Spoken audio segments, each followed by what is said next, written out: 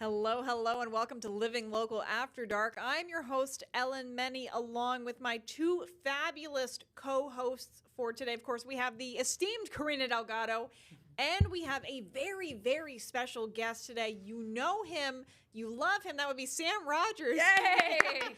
Now, Sam, I want to talk to you a little bit before we dive into the show. Mm-hmm. You are the man with the plan for this entire studio. You make these shows happen. Is that right? Yeah, I do my best to, get everybody along, making sure everybody is, ready and making sure the shows are good to go before they're taped. Well, you succeed.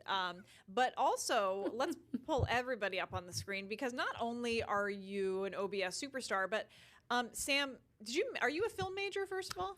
Yeah, I did major in film. Oh, wow. And so, as we've talked about Karina, we talked about on the show today, The Odyssey just came out. Yes, and the biggest film of the weekend. And in fact, they were able to recuperate their $250 million budget in under 48 hours, which is pretty remarkable. That is absolutely crazy. Yeah. I saw it this weekend. I have thoughts on it. And I know Sam Rogers has thoughts as well. So we wanted to bring him on the show to talk about, this is an Odyssey-themed episode.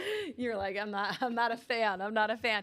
But it's got such great reviews. It does. No, and I think hater might be a little bit of a push. Wait, because that's what I did label you as. Yeah. I love that. I felt a little disappointed. I think overall, I have a lot of respect for Christopher Nolan, and we haven't had a truly kind of fleshed out version of the Odyssey in film, at least for a while since I think in '97 there was a made-for-TV movie. But other than that, we haven't really had that big stage presence, and I was really looking forward to it. And like I said, I'm not necessarily hating on the movie. I was just, disappointed overall by what the end product was. Like a good parent. You're not angry. You're just disappointed by Christopher. Sir Go and think about what you've done. Sir Christopher Nolan. What would you have done differently, Sam Rogers, if you had directed this movie? I thought there was a lot of, I think the term I used was riding the fence between the reality of it and kind of accepting the mysticism. I even remember at the beginning of the movie, like there was a title card that said long ago in a land still with a little bit of magic. And I thought that there was, and don't quote me, I don't think that was the exact terms, but, I thought that and, the use of some of the monsters could, I thought that we were leaning into the magic of the story that there was, and the fact that we didn't have a lot of interaction with the gods that, did play a major part of the original text of the Odyssey. I was a little bit, like I said, disappointed. I respect that, Sam Rogers. I should have really put my lower third as Odyssey lover because I'm actually going to respectfully disagree with you. I understand where you're coming from. I personally love the movie. Mm-hmm. I really liked the element of not having super overt godly powers in the movie, that a lot of the godly acts are seen as like natural disasters or war or famine.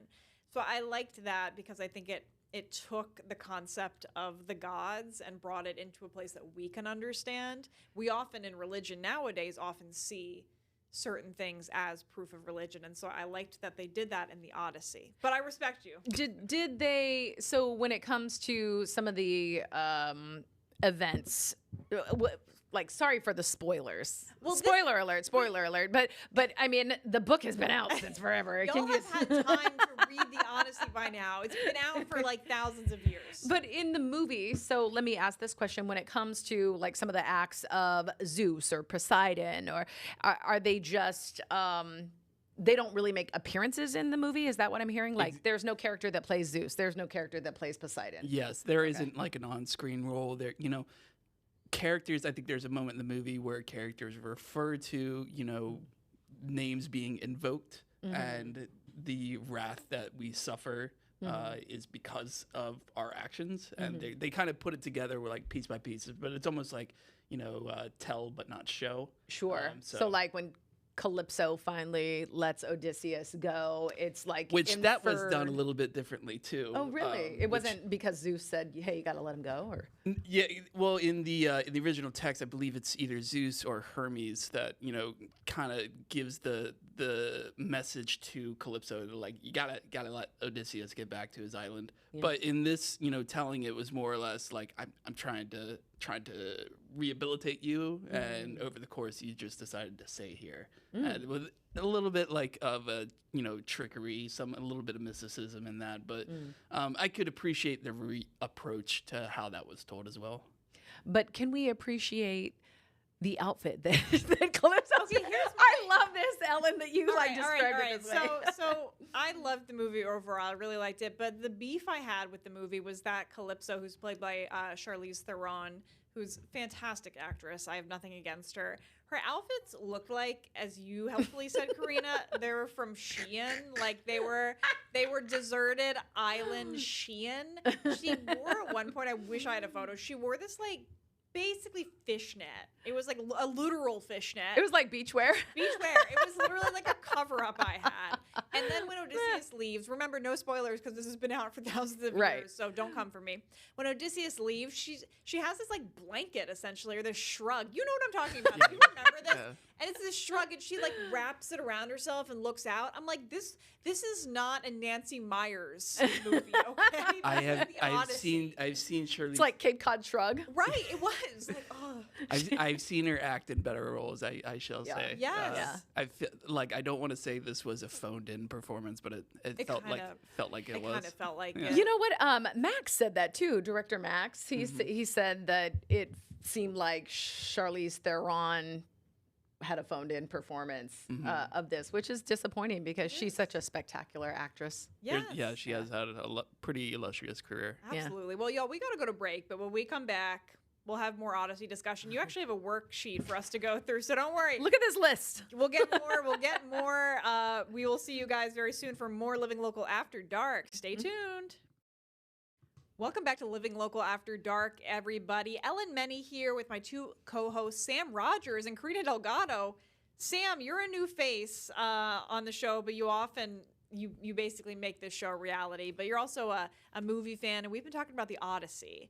Now, before we start, because Karina, you have a fun activity for us to do. Yes. Sam, have you always been a Greek myth kind of nerd? Were you into it as a kid? Yeah, Okay, I think yeah. that's the case. I think that's why I was looking forward to this movie. Yeah, 100%. I too. And then also a film major, which we Yes. mentioned in the previous segment. But and then you're a Greek mythology nerd too, I am right? so much of a Greek mythology Okay. nerd. I wrote a book. I wrote fan fiction. Yeah. I wrote professional fan fiction about Greek mythology. I love it's getting this. published next year. So yes, big fan. I did not see the Odyssey, but since you are both Greek mythology fans and you've both seen the movie, one is a fan, one is not, I thought that we'd go through basically book by book of the Odyssey, of Homer's The Odyssey, and you guys can tell me, was it included and did it live up to the standard? Just right. rapid fire. Let's go. I'm ready. All right. So starting in the Telemachy, which is books 1 through 4, the situation in Ithaca, where it's 10 years after the Trojan War, Odysseus is presumed dead. A mob of arrogant suitors has overrun the palace,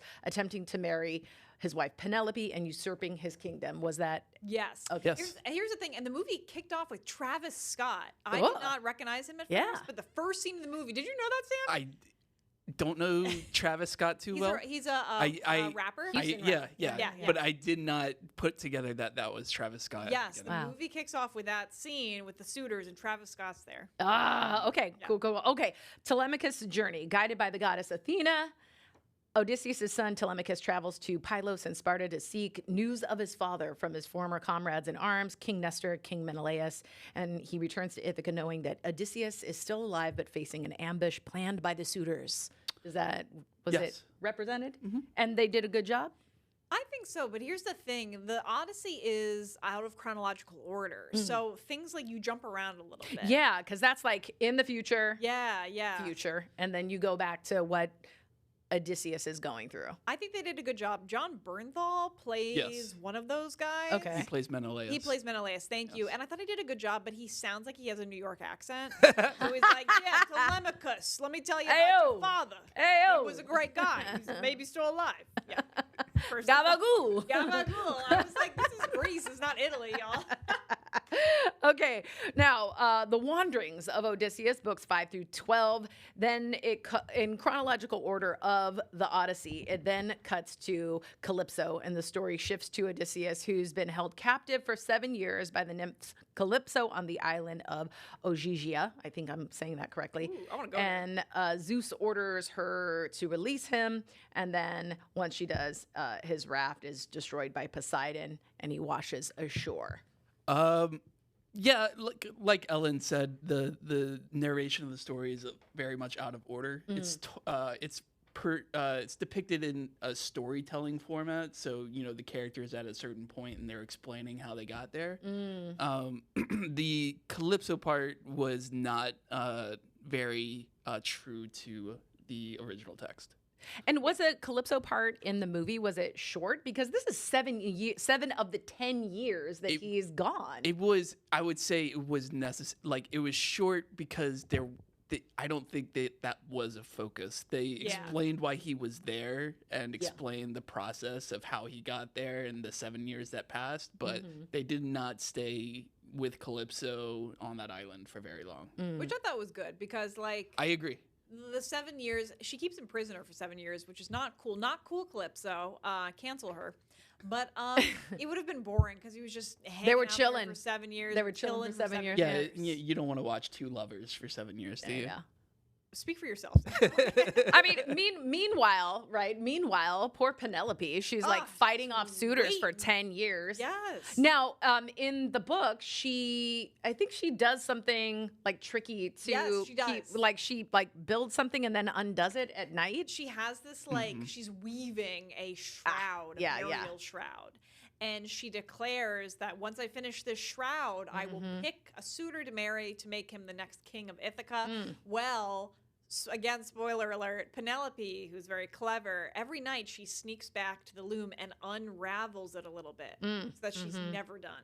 Meanwhile, Odysseus shacking up with Calypso over here. And he shacks. Okay, in the original, can I just say something real fast? In the original Odyssey, he's shacking up with 2 different women. So now Calypso, He has a thing for seas. he is a thing. Yes, he also shacks up with Circe for a while. So I'm like, Odysseus, what, you want to get back home? Or you're just or not. up, I or mean, not? that's why that's why he wasn't in any rush for 7 years, because he's like, doing his. I mean, low key, I feel like, really, he probably just made this story up. Like, once he came home, he goes, and let me tell you why I was gone for so long. I was captured there. The most exhausted hall pass. Yes, exactly. Exactly. So, going back to this, so what were the lotus eaters in the movie? His men eating the intoxicating lotus? No. Okay. No. Okay. What about what about the Cyclops? So he Oh, yes. And that was so good. So the Cyclops was in the film. Okay. And honestly, I think it was one of the best parts. It was so scary. So if anybody who does not know, Christopher Nolan, the director of the film, is not a huge fan of using CGI. And so the Cyclops was all practical effects, meaning like it was all handmade. Wow. And for the film. And when you watch it, it's really, really impressive. Wow. Yes, it was so good. I was wondering that you answered that question for me, because one of my thoughts while we were on the show is the $250 million. They actually came in under budget.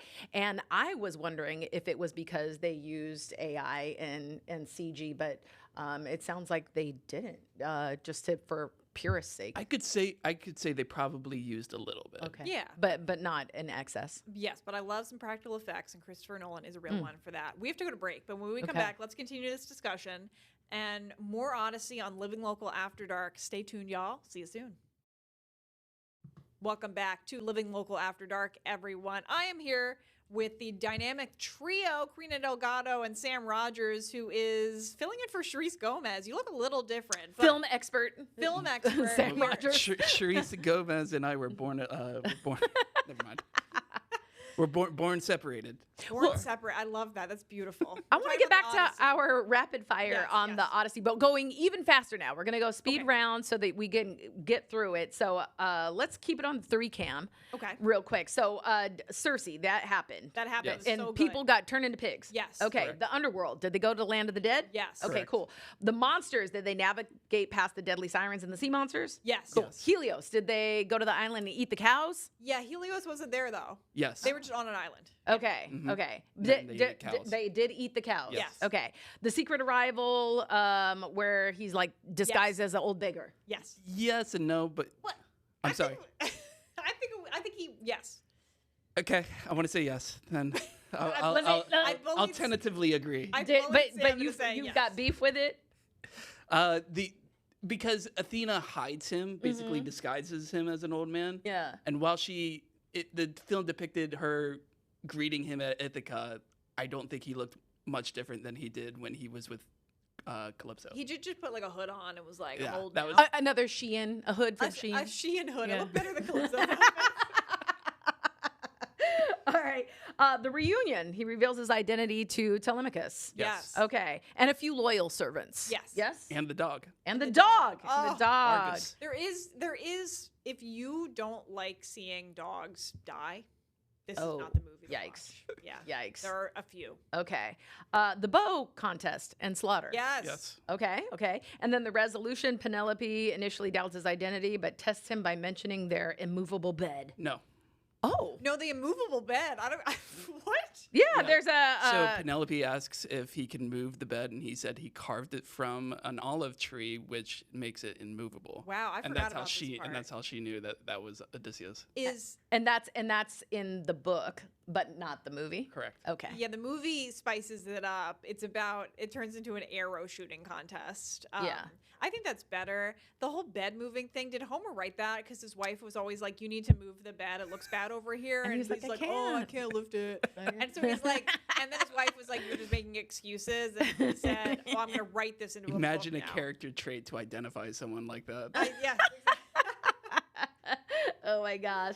The poem ends with Athena restoring peace between Odysseus and the vengeful families of the slain suitors. No. No. No, No, okay. they got beef forever Oh. now.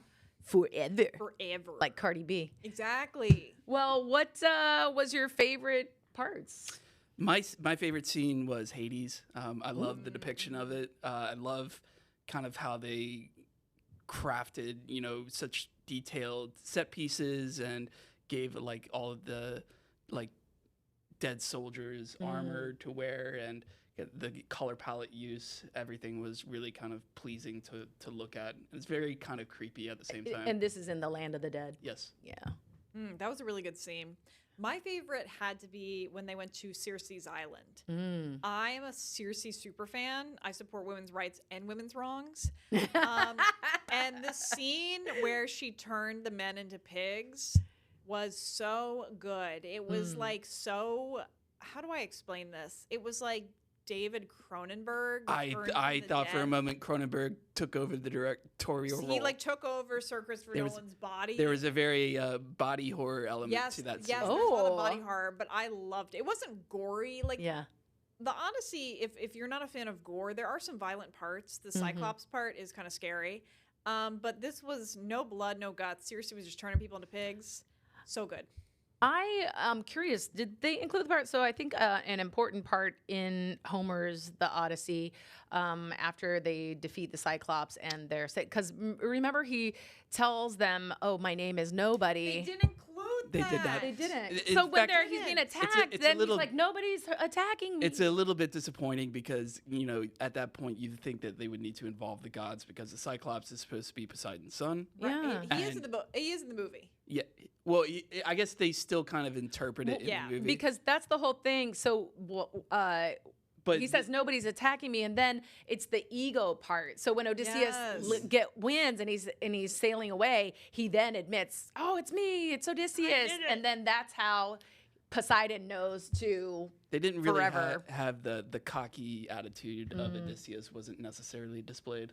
I think that's such an important part of the Yes. ego part, and then being punished for being overly egotistic is a part important.